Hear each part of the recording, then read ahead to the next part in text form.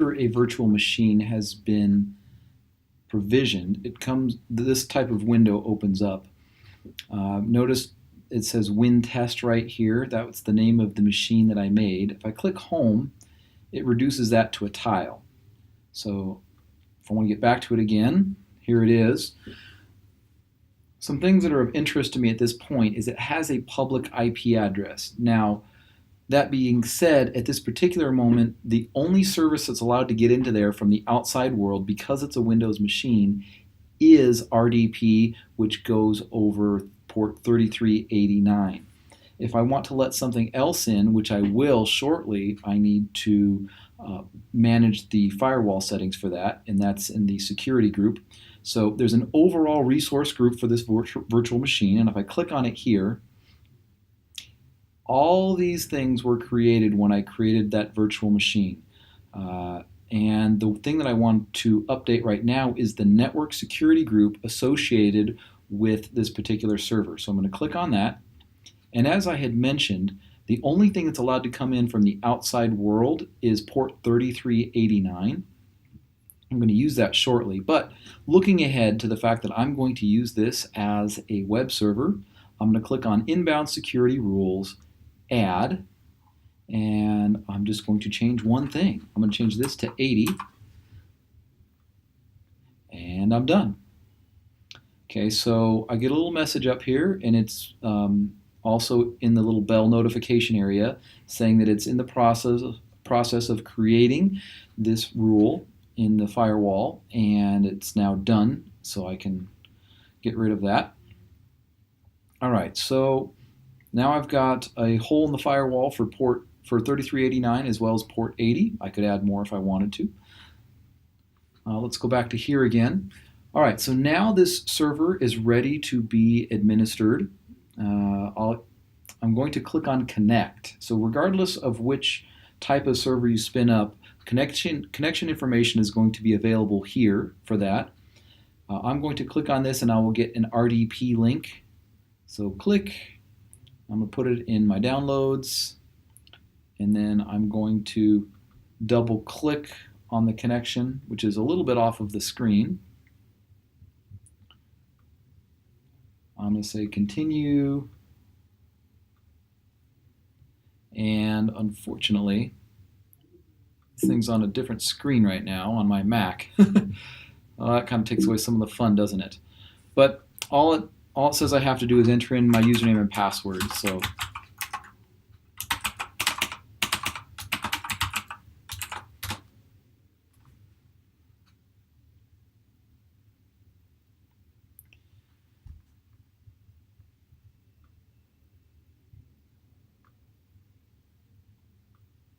okay. After I entered in a mere username and password,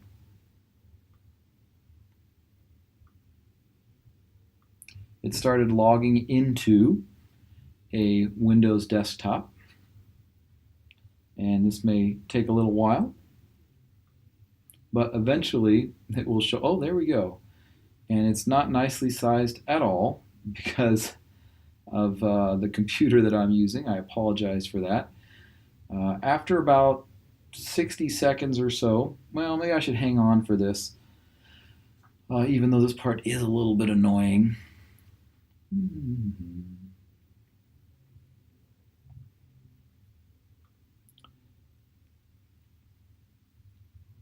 All right, it's going to ask if I want my machine to be discoverable by other machines on the network. I'll just say yes this time. So potentially I could throw a whole bunch of Windows machines in this environment, and I could let them see each other. So I'm really creating my own virtual environment there, my own virtual network among which computers could see each other.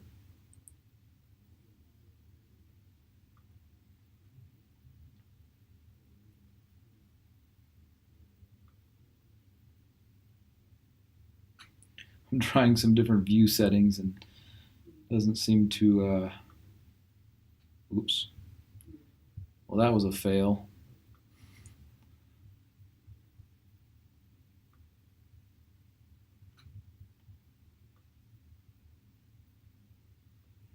I apologize. This is going to be a terrible video as I try to as I try to get this thing to look right. You can see a familiar window in there.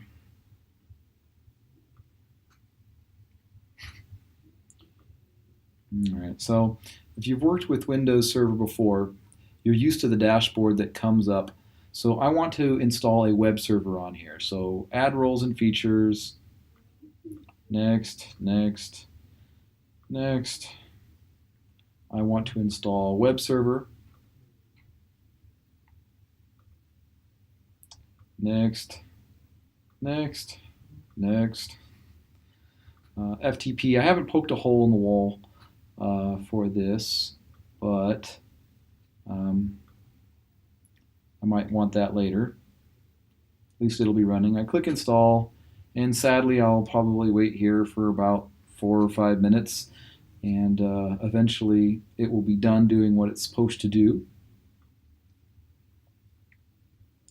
In the meantime, let me come out to the file system here and see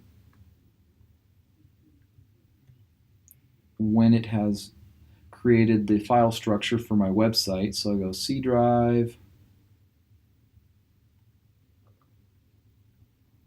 All right, so I'm waiting for inetpub to show up. I'm using the free recording tool that comes with the Mac, and so I can't pause the video and continue recording, and stitching together videos can be a pain and require extra work, so I'm just going to wait a few minutes until the right thing shows up.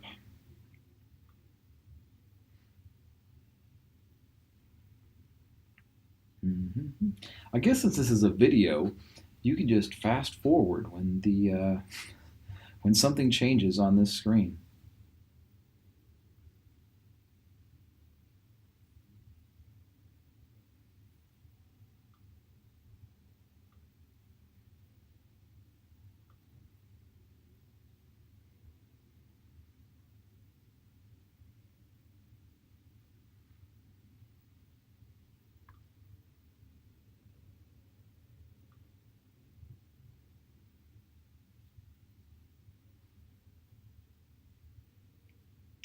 There we go.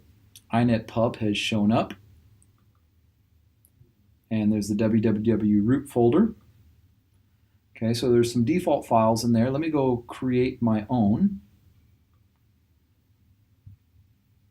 Start.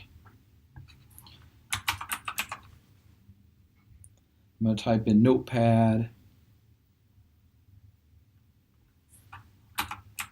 There we go. I'm going to run it as an administrator, right-clicking. Make a quick little web page. I'll be real lazy and I won't even put in a title. I'll just put in a body.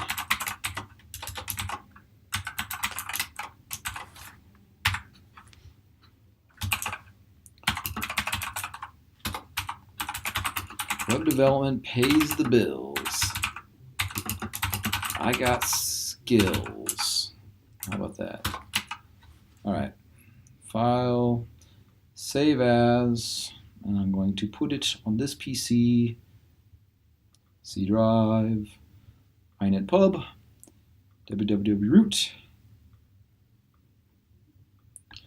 and you got to be a little bit careful with Notepad. Sometimes it's a little finicky. I'll put my file name in quotes. Index.html is what I'll call that. That's a special file name that allows it to be served up by default by a website without specifying the actual page itself. So I can minimize that. There it is in the folder. All right. So I don't need to do anything else on this particular machine from this time out. So I'm going to minimize my RDP window. So I'm back in Azure again, my Azure Studio, and I have a public IP address there. So I'm going to click copy. I'm going to go up to my web browser, and I'm going to copy the IP address in there. Hit return. And there we go. Now I'll move this down a little bit so you can see that I did type it into the URL. Web development pays the bills. I got skills. All right. So with that, you should be able to, with that knowledge, you should be able to go into Azure, and in addition to administering and creating your virtual machine, notice the quick start tutorials. As you click on those links and jump around a little bit, you'll find URLs where they tell you how to deploy not just an HTML page, but a full web application using .NET. So you should be able to create something on your local Windows machine and package that up and push it here into this virtual machine that you've created on the web that now has a publicly accessible IP.